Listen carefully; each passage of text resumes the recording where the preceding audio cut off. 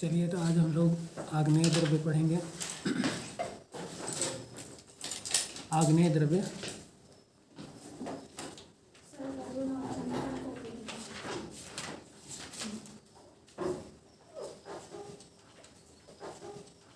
लिखिए। उष्ण, तीक्ष्ण, सूक्ष्म, लघु, रूक्ष, विशद, रूप गुण बहुलानि, आग्नेयानि, तानि, दाह, पाक, प्रभा, प्रकाश, वर्णकराणि। चरक संहिता सूत्र स्थान 26वां अध्याय और 10 नंबर श्लोक है। अब सूत्र संहिता का रेफरेंस लिखिए। उष्ण, तीक्ष्ण, सूक्ष्म, रूक्ष, खर, लघु, विशदम, रूप गुण बहुलम, ईषद, अम्ल लवणम,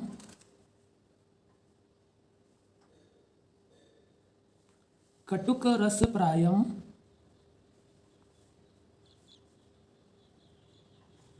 विशेषतः च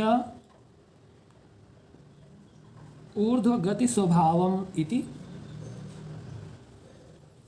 विशेषतः च ऊर्ध्व गति स्वभावम इति तेजसम। Full stop. आगे लिखिए इसी में। तद दहन पचन दारण तापन प्रकाशन प्रभावर्णकरम इति। प्रभावर्णकरम इति सुश्रुत के सूत्र स्थान 46वां अध्याय 518 नंबर गद्य है। आगे लिखिए इसी में। तद दहन पचन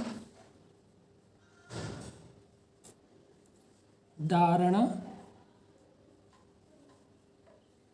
तापन प्रकाशन प्रभावर्णकरम इति। प्रभावर्णकरम इति सुश्रुत के सूत्र स्थान 46वां अध्याय 518 नंबर गद्य है।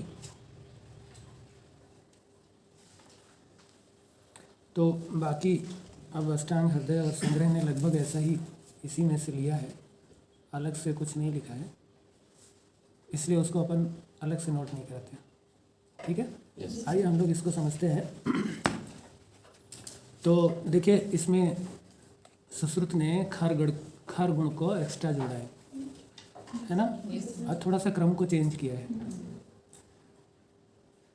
चरक ने रूप गुण लिखा है लेकिन खर गुण नहीं लिखा है, और सुश्रुत ने इसमें रूक्ष के बाद खर गुण भी लिखा है। ये थोड़ा एक्स्ट्रा एक जोड़ है। प्लस उष्ण, तीक्ष्ण, सूक्ष्म तक तो एक ही जैसा था। चरक ने पहले उसको लघु माना, बाद में रूक्ष माना है, और सुश्रुत ने सूक्ष्म के बाद पहले रूक्ष माना, फिर खर माना, तब लघु माना। ठीक है ना। यस। तो ये हम आगे चल के देखेंगे। अभी इसकी हम लोग सामान्य व्याख्या करते हैं और बाकी फिर गुणों की विशेष व्याख्या अलग से।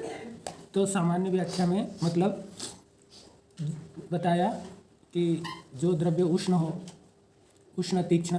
तो उष्ण मतलब क्या? यानी जो अरति, गति, मूर्छा, त्रसा, स्वेद, दाह उत्पन्न करने वाला हो। अरति, गति, मूर्छा, त्रसा, स्वेद, दाह इनको उत्पन्न करता हो, तथा व्रण आदि को पकाने वाला हो।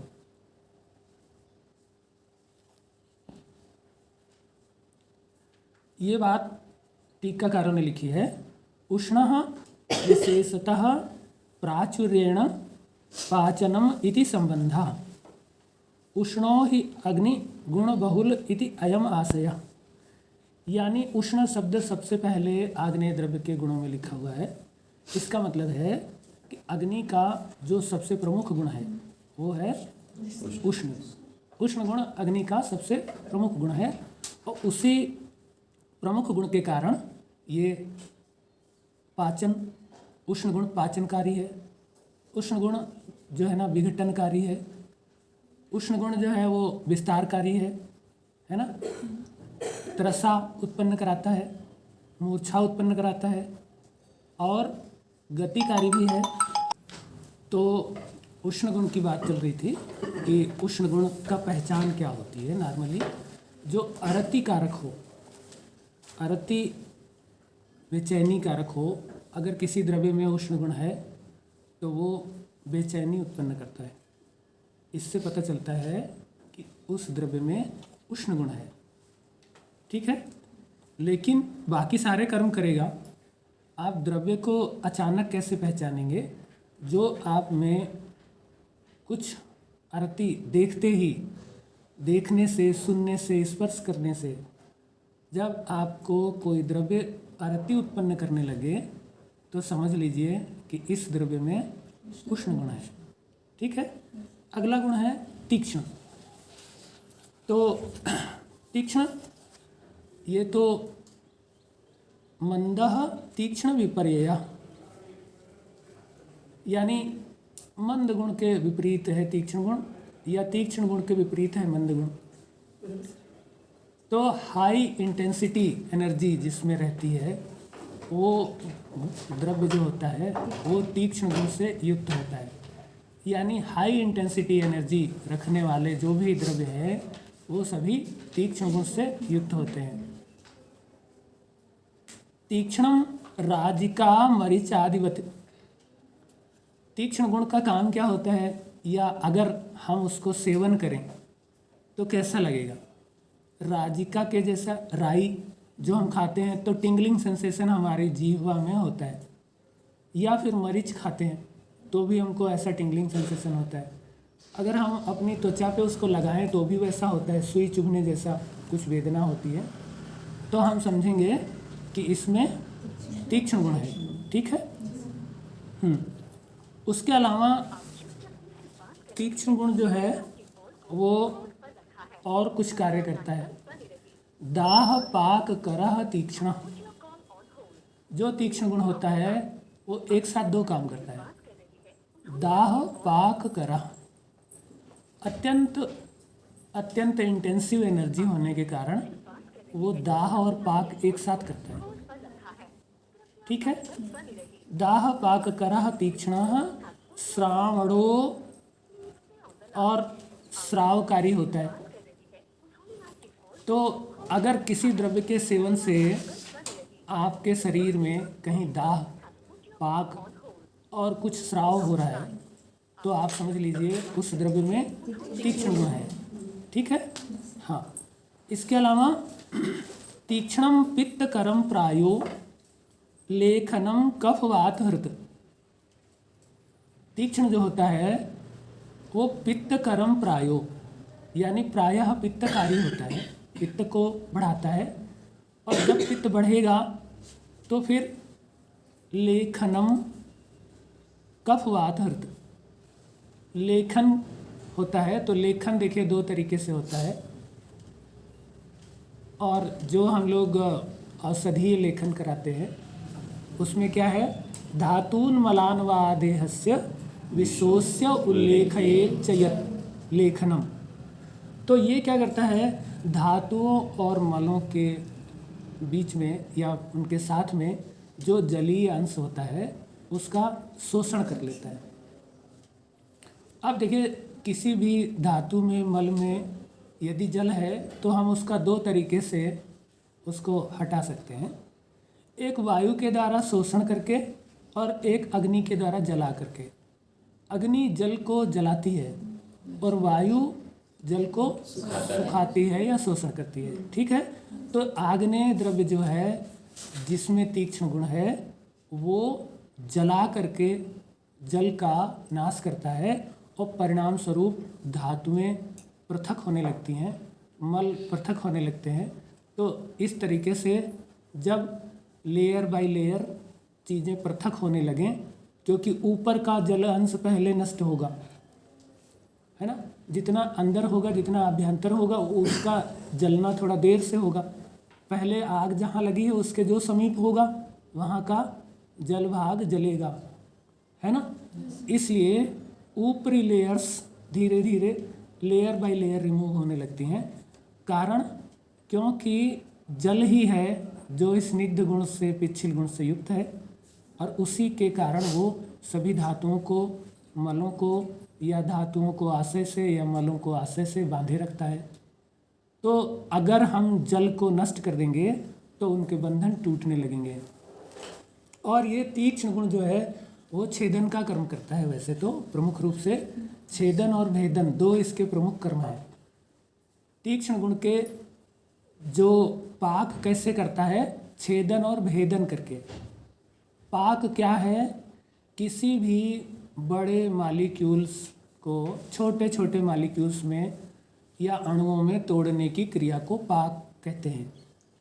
तो तोड़ना ही छेदन है या भेदन है ना। काटना छेदन है, तोड़ देना भेदन है। और तीक्ष्ण गुण दोनों कार्य करता है। इसलिए बड़े बड़े मॉलिक्यूल्स के बॉन्ड ब्रेक हो जाते हैं और इससे जो क्रिया हो रही होती है वो होती है पाक। ठीक है, तो इस तरीके से तीक्ष्ण गुण कैसे क्या करता है, जब अग्नि को पित्तकृत है यानी अग्नि को बढ़ाता है तो जल अंश का शोषण होता है और जल अंश का शोषण होता है तो लेखन होने लगता है। लेकिन ये इनडायरेक्ट रूप से लेखन कर्म करता है। प्रमुख इसका कर्म है भेदन और छेदन। तीक्ष्ण गुण का प्रमुख कर्म क्या है, भेदन कर्म है और छेदन कर्म है। लेखन कर्म उसका सेकेंडरी है, इनडायरेक्ट कर्म है, डायरेक्ट नहीं है। ठीक है, तो मतलब ये तीक्ष्ण गुण बंध को विघात करता है, बंध विघात करता है। ये क्यों ऐसा होता है, अधिक तीव्रता के कारण ऐसा होता है। जो इंटेंसिटी हाई होती है, कोई भी ऊर्जा या कोई भी वस्तु हाई इंटेंसिटी के साथ कहीं से टकराए तो वो बहुत ज़्यादा घातक होती है। जैसा कि आप बुलेट्स में देखते हैं, जो गन में बुलेट निकलती है वो हाई इंटेंसिटी से निकलती है। तो इस तरीके से हाई इंटेंसिटी वाली कोई भी चीज़ वो ज़्यादा घातक होती है, ज़्यादा तोड़ फोड़ कर सकती है। इसीलिए तीक्ष्ण गुण वाले द्रव्य जो है वो तोड़ फोड़ का काम करते हैं, छेदन और भेदन का काम करते हैं। और साथ साथ चूँकि बहुत ज़्यादा इसमें गति है तीक्ष्णता के कारण, इसीलिए वो शोधन का काम करते हैं। शोधन जैसे कि आपने पढ़ा होगा, क्या है शोधन की परिभाषा, धातुन मलानमा नहीं,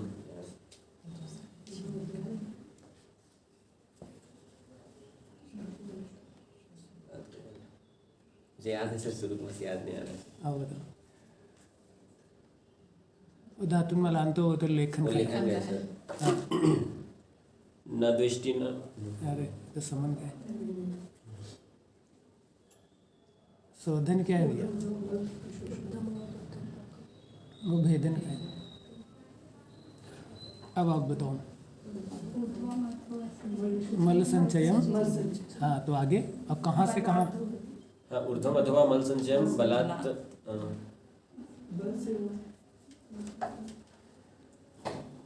अब बताओ। अच्छा, किसके पास किताब है, पढ़ के बताओ छेदन क्या है। नहीं, शोधन। हाँ शोधन क्या है, शोधन